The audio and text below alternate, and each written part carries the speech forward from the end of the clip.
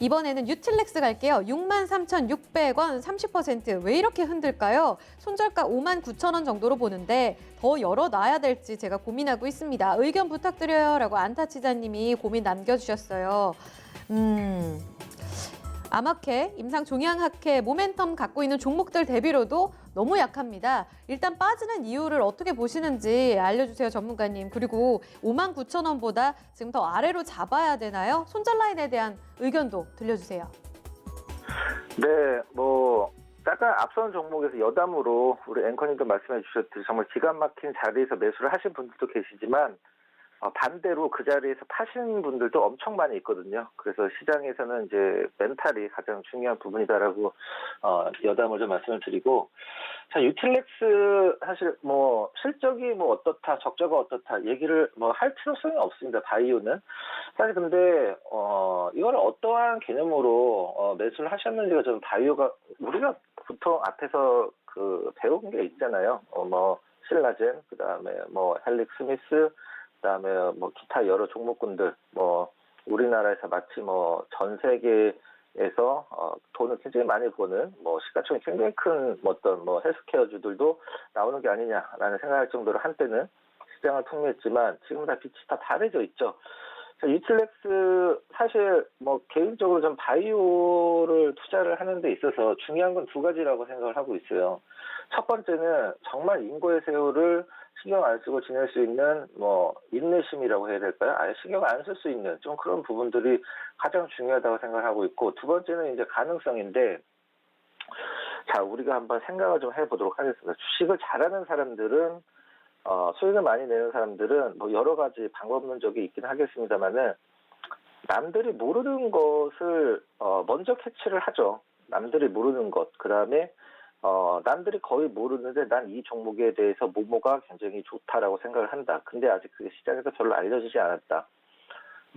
이런 것들이 충분히 나올 수가 있죠. 그다음에 삼성전자 같은 경우에는 반도체가 갑자기 수요가 급증을 했다. 내지는 갤럭시 뭐뭐가 우리가 흔히 얘기하는 시체말로 대박을 터뜨렸다. 이런 것들로 인해서 주가가 올라갈 수가 있거든요. 근데 바이오는 이 종목을 갖고 계신 분한테 스스로 한번 질문해 보시기 바랍니다. 시장에서 나와 있는 어떤 몇 줄의 기사 아니면 이 회사에 대한 내용 외에 과연 내가 이 종목을 분석을 해서 무엇을 과연 알 수 있을까? 작년에 임상 중단된 거를 혹시 알고 계시는지는 모르겠는데 중단됐던 적이 있었죠. 그런 악재들이 자고 일어나면 예상치도 못했던 악재들이 나올 수 있는 게 바이오 종목이고, 그다음에 조금 더 개인적으로 제가 정말 지인이라고 생각을 하고 말씀을 많이 드리면 전 이렇게 얘기할 것 같아요. 바이오는 하한가마저도 안 쫄릴 정도로 멘탈이 강해야지 바이오를 투자를 하는 거야. 물론 예전처럼 2017년도 말처럼 아무 바이오나 사도 다 올라가는 그런 시절은 지금은 아니잖아요. 솔직히 말씀을 드리면. 그래서 저는 유틸렉스가 지금 매수가에서 조금 약간 빠져 있는데 이걸 걱정할 정도면 사실 바이오를 할 필요성은 없다라고 생각을 하고 있어요. 제가 딱 잘라서 말씀드릴게요. 바이오는 짧아야 3년입니다. 짧으면 3년, 길면 5년. 최소. 이 정도 갖고 갈 생각이 아니시면 아예 처음부터 접근을 하지 마시고, 과연 이 매수자분께서 유틸렉스에 대해서 얼마나 많이 알고 계신지. 사실 엄밀히 말씀드려서 저도 이 종목에 대해서 알고는 있는 종목이지만 이러이러한 부분들이 확실하기 때문에 이 종목은 더 사셔야 됩니다. 비중을 늘리셔야 됩니다. 이런 식으로 알기가 힘들어서 제가 방송에서 바이오 종목을 별로 언급을 안 하는 거거든요. 그건 누구나 마찬가지죠. 그래서 정리를 좀 해드리면 물론 차트만 봤을 땐 지금 가격대가 저항으로 작용을 하는 구간대이기 때문에 다시 뚫고 올라가고, 그거는 제가 판단을 하거나 예측을 할 문제는 아니라고 생각을 하지만 유틸렉스의 시가총액이 5천억, 4,500억 왔다 갔다 하는 점을 감안을 했을 땐 분명히 시장에서 그럴 만한 가치가 있기 때문에, 그리고 요즘 또 대세는 또 면역 항암 아니겠어요? 이 면역 항암이 계속적으로 앞으로 큰 시장이 열릴 큰 불을 보듯 떠난데, 이 유틸렉스가 그 안쪽에서 얼마나 많은 숙제를 풀어내 갈지는 솔직히 전 개인적으로는 좀 지금 판단해서 안 된다라고 생각을 하고 있어요. 그래서 바이오 기업들은 모종의 성과가 나오기 시작하려면 정말 짧아야 헬릭 스미스도 20년 걸린 약이 실패를 했잖아요. 정확히 20년 동안 연구 개발을 했는데 실패를 했어요.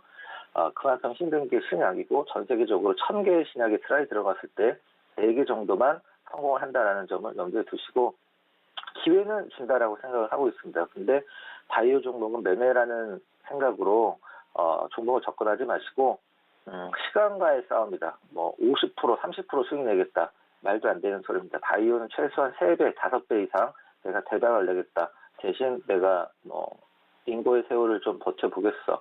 이런 생각으로 접근을 하는 거예요. 바이오로 매매할 생각하지 마세요. 물리면 답 없습니다.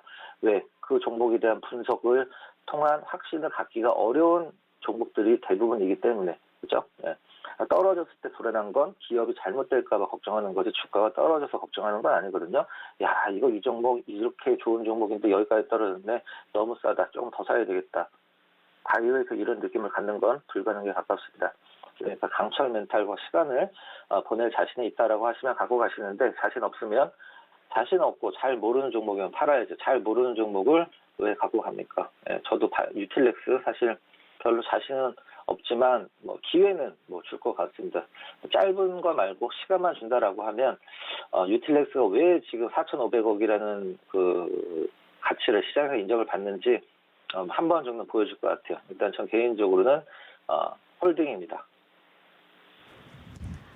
다만 유틸렉스 이런 바이오 종목들이 팬덤을 통해서 형성이 되잖아요. 네, 때문에 여기에 대한 믿음을 갖고 있느냐?